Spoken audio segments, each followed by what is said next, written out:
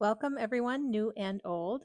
This is Lori with Pollinator Garden Fun, and I garden in upstate New York in a zone 5A. And these are some of the things that are blooming this week in my garden.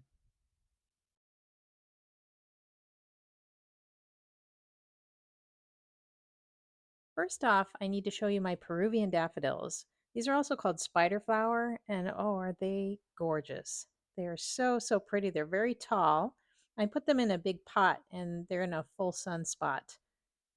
And they're just about done blooming now, but I'm going to try to save these over the fall and see if I can't get them to bloom again next year.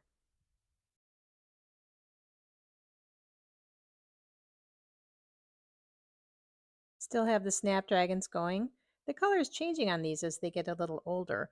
I'm going to let these go to seed and then see what color comes up next year. Hopefully it's the same one, but you never know when they cross-pollinate. And it's the end of the Star of Persia alliums as well.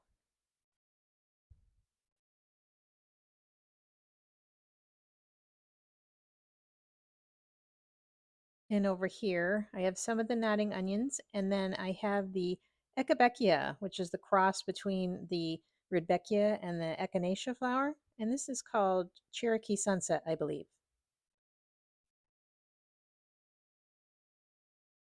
This is almost a fall-looking kind of color.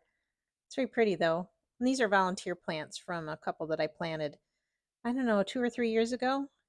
They're not really long-lived plants, so I do let them go to seed.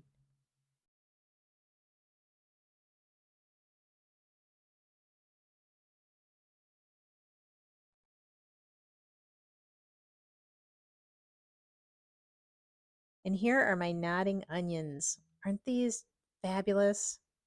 I love these so much. They're so cute.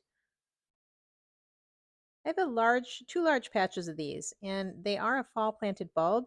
So I think I'm going to try to dig some of this up and see if I can't propagate it.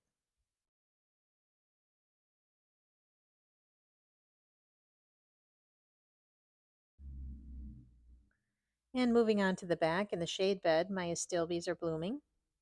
I've got pink ones and white ones, and I think a red one too. I can't remember the names of them. I'd have to dig around to find out the name.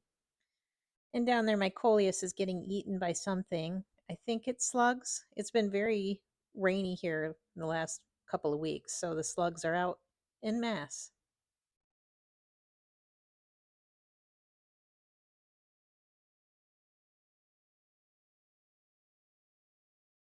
Here's some more astilbe. I'm pretty sure this one is called Deutschland, because I do remember ordering some of that. And there's the red one, which is not quite in bloom yet. But everything is very green and lush right now because we've had so much rain.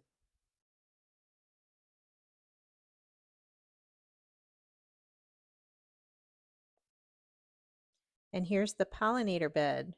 This has made a lot of progress. There's quite a bit of green, and I weeded it so it looks a little neater. I've got some cosmos in there and salvia and the gladiolus.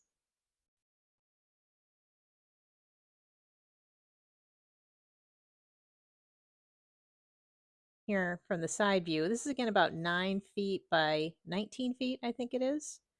And my herbs are doing well for the black swallowtail. This is the caterpillar cafeteria here. I've got bronze fennel in a couple of pots. And I also have the parsley and the cilantro and the dill. These are looking good. Started from seed. The cilantro actually has some flowers on it. I don't know if that means it bolted, which I guess is early flowering. I don't really grow these for food, so I'm not sure if it makes a difference or not. But it's looking good. Over here in the back corner, these are the Twinny Bronze Snapdragons. Everything is flopped over a little bit because of how much rain we've had. So I have these kind of balanced on some sticks. But you can see the phlox there in full bloom. That's also a little droopy from getting rained on. And the path is very damp. It's mosquito bonanza haven back here. This rose is my David Austin. It's the last one I have. This is called Othello, and it's extra thorny. And it doesn't bloom a lot, but boy, they are beautiful blooms and the fragrance is so, so wonderful. And I have had a little roseworms eating these as well, which is why the leaves look a little ratty. Next to that is the butterfly weed, just starting to bloom. So I haven't seen really much activity on it yet.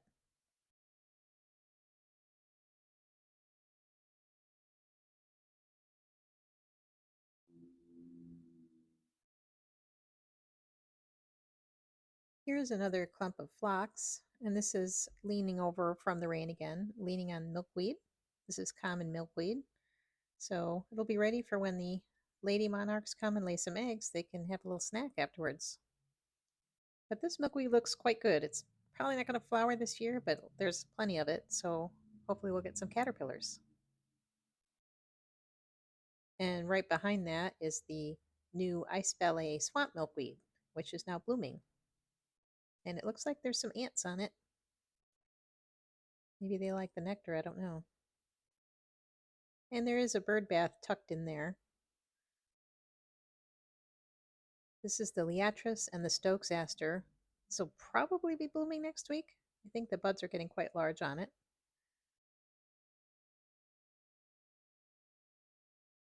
And again, you can see that bird bath.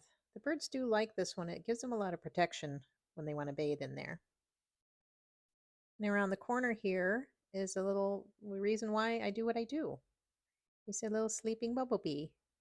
Isn't he cute? He's so sweet. Just napping in the sun after collecting pollen.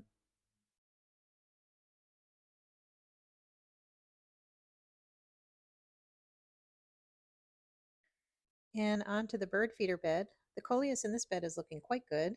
It's not getting trampled, which is nice. Now that it's bigger and growing, they don't seem to bother it so much. There's a lot of wildlife activity in this area too.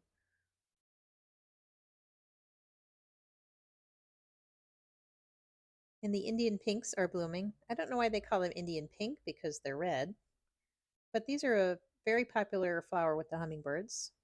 And they kind of look like firecrackers to me. Something festive anyway.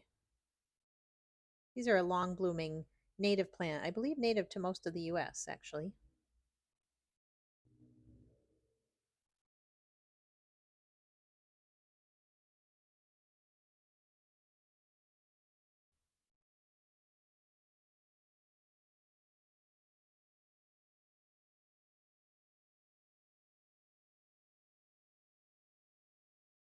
And over at the water feature, the hostas are doing really well. These were all just transplanted from around the property. And it's really the only thing I've been able to have success with growing here because it's dry shade. Even though it's by a water feature, I have to water this quite a bit just to keep the hostas going, but they're pretty tough as nails.